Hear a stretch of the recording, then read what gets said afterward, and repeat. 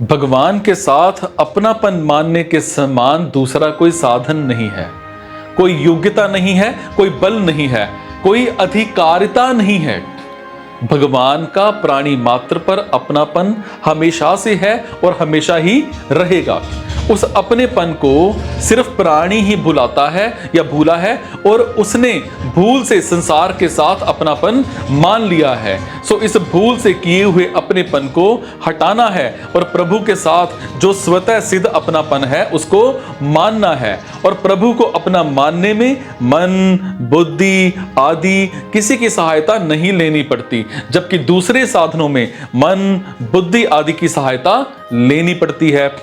और भगवान के साथ अपनापन होने पर, अर्थात मैं केवल भगवान का ही हूं और केवल भगवान ही मेरे हैं, ऐसा दृढ़ता से मान लेने पर साधक भक्त को अपने कहलाने वाले अंतःकरण में भावों की, गुणों की कमी भी दिख सकती है, पर भगवान के साथ अपनापन होने से वो टिकेगी नहीं।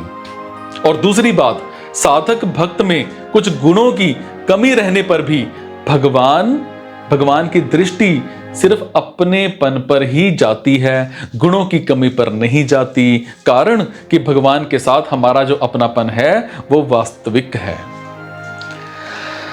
भगवान का अपनापन तो दुष्ट से दुष्ट मनुष्य पर भी वैसा ही है।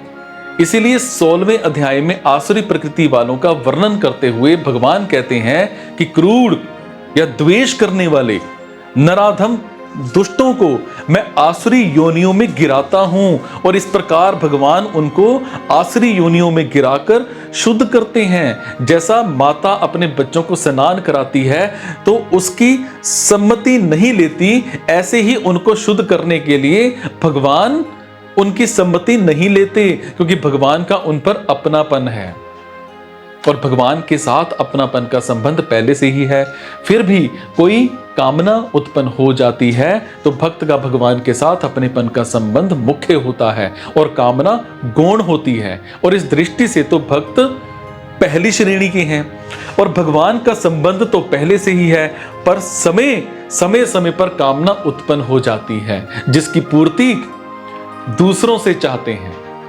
जब दूसरों से कामना की पूर्ति नहीं होती तब अंत में भगवान से चाहते हैं, और इस तरह से अनन्यता की कमी होने के कारण ये भक्त दूसरी श्रेणी के हैं, जहां केवल कामना पूर्ति के लिए ही भगवान के साथ अपनेपन का संबंध किया जाए, वहां कामना मुख्य होती है और भगवान का संबंध गौण होता है। और इस दृष्टि से ये भक्त तीसरी श्रेणी के हैं।